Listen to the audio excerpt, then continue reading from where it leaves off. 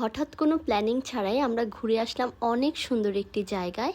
So hello everyone, আসসালামু আলাইকুম। হঠাৎ কোনো প্ল্যানিং ছাড়াই ঈদের পরের দিন আমরা সবাই ঘুরতে বের হয়ে গেলাম। সো ঈদের পরের দিন বিকেলবেলা আমার ভাসুর কল দিয়ে বলছিল চলো আমরা কোথাও থেকে হেঁটে আসি। এরপরেই আমরা বের হয়ে গেলাম সবাই মিলে। তো এখন আমরা বাসে উঠে গিয়েছি। তো বাসে ওঠার পরেই দুজন লোক খুব বাজেভাবে ঝগড়া শুরু করে দিয়েছিল। তো দেখতে দেখতে আমরা পৌঁছে গেলাম ধানমন্ডি লেকের কাছাকাছি। তো হেঁটে আমরা ধানমন্ডি লেকের কাছে যাচ্ছি। তো আমার ননদটা খুবই টায়ার্ড হয়ে গিয়েছিল, বারবার বলছিল রিক্সা নিতে, বাট হাঁটতে বের হয়েছি তাই হেঁটেই যাচ্ছিলাম। তো ঈদের পরের দিন তাই এখনও কোরবানির দেয়া হচ্ছে অ্যান্ড কোরবানির মাংস নেওয়ার জন্য মানুষ খুবই ছুটাছুটি লাগিয়ে দিয়েছে। এরপর খুবই ফানি একটি কাহিনী হলো। তো একটি গাছ থেকে আম পাড়ছিল, তো আমার হাজব্যান্ড অ্যান্ড আমার ভাসুর মিলে তাদের থেকে একটি আম চেয়ে নিচ্ছিল অ্যান্ড আমটা খুবই মজা ছিল অ্যান্ড তারা দুজনকে দুইটা আম দেয়, বাট আনফর্চুনেটলি একজন মহিলা এসে আমটা নিয়ে নেয় একটা আম। তো এখানে একটা আম আমরা কিভাবে সবাই মিলে খাবো তাই ভাবছিলাম, পরে আমরা কেউই খেলাম না, বড় ভাইয়াই খেলো। অ্যান্ড এখানে হচ্ছে আমরা ধানমন্ডি লেকের ভিতরে ঢুকে গিয়েছি। এরপরেই দেখে একটা সুন্দর বিড়াল আমাদের পাশ দিয়ে হেঁটে যাচ্ছে অ্যান্ড বিড়াল দেখবো আর আমি ভিডিও করবো না, তা তো হতেই পারে না।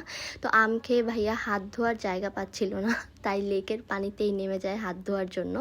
জায়গাটা খুবই স্লিপারি ছিল, তাও ভাবি বারবার চিৎকার করছিল যে যেও না যেও না, তাও ভাইয়া গিয়ে হাত ধুয়ে আসলো। এরপরে আমরা ধানমন্ডি লেকে পৌঁছে গেলাম। খুবই সুন্দর ওয়েদার ছিল, খুবই সুন্দর বাতাস ছিল। সো ফ্রাইডে থাকার কারণে খুবই ভিড় ছিল অ্যান্ড এখানে অনেক স্টল ছিল, অনেকেই হ্যান্ডক্রাফটেডের জিনিস সেল করছিল। তো হাঁটতে হাঁটতে আমরা রবীন্দ্র সরোবর এসে পড়লাম। এখানে এসে দেখি অনেক মানুষ, আমরা ভেবেছিলাম আজকে খালি থাকবে ঈদের পরের দিন, বাট আনফর্চুনেটলি অনেক মানুষ ছিল। এরপরে হলো ভাবি বাচ্চাদের খেলনা কিনছিল, তার বেবি নেই, তাও সে বেলুন কিনছিল। এরপর আমার ননদ আমার হাত থেকে ফোন নিয়ে ব্লগ করা শুরু করেছে, তাই আমাকে দেখাচ্ছিল। অ্যান্ড এইখানে আমরা হাঁটতে হাঁটতে এক জায়গায় বসলাম কিছু খাওয়ার জন্য।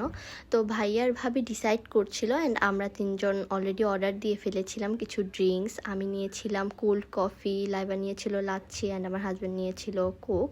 তো এখানে ভাইয়া একটি বাজে চায়ের রিভিউ দিচ্ছে, সে ভেবেছিল চাটা খুবই মজা হবে, বাট আনফর্চুনেটলি খুবই খারাপ চা হয়েছে।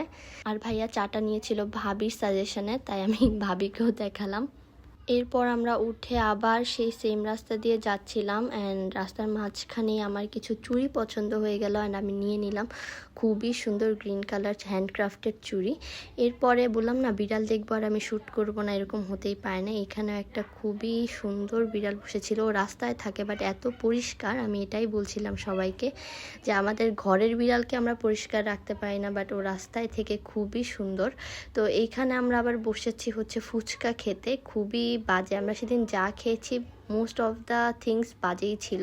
তো ফুচকাটা একেবারেই মজা ছিল না, তাও টাকা দিয়ে কিনেছি তাই খাচ্ছিলাম। এরপর আমরা ডিসাইড করলাম আমরা পুরান ঢাকা যাব। তাই ধানমন্ডি লেক থেকে বের হয়ে আমরা রিক্সার জন্য দাঁড়িয়েছিলাম অ্যান্ড সেদিন ঠিকভাবে গাড়িও পাওয়া যাচ্ছিল না। তো এই যে আমরা রিক্সাতে উঠে গেলাম আর সুন্দরভাবে তিনজন মিলে চলে যাচ্ছি পুরান Dhaka. And for the first time লাইফে পুরান ঢাকাতে মানুষ ছিল না, গলিগুলো একেবারে ফাঁকা ছিল। তো আমরা বিউটির লাচ্ছিতে গেলাম, ওরা কেউ বিউটির লাচ্ছি আগে খায় নাই, তাই আমরা ওইখানে গেলাম। গিয়ে বিউটির লাচ্ছি দেন আমার হাজব্যান্ড আর আমার ননদ মিলে খাচ্ছে ফালুদা। আমাকেও সেধেছে, বাট আমি ফালুদা খাই না তাই খেলাম না। তো এখানে একেবারে হাতের মাধ্যমে লাচ্ছি বানানো হয়, এটাই দেখালাম। এরপরে আমরা বিসমিল্লার কাবাবে গিয়ে কাবাব খেলাম। তো এই ছিল আজকের ব্লগ। এরপরে আমরা বাসায় ব্যাক করছি। তো আজকে এই পর্যন্তই। আসসালামু আলাইকুম, আল্লাহ হাফিজ।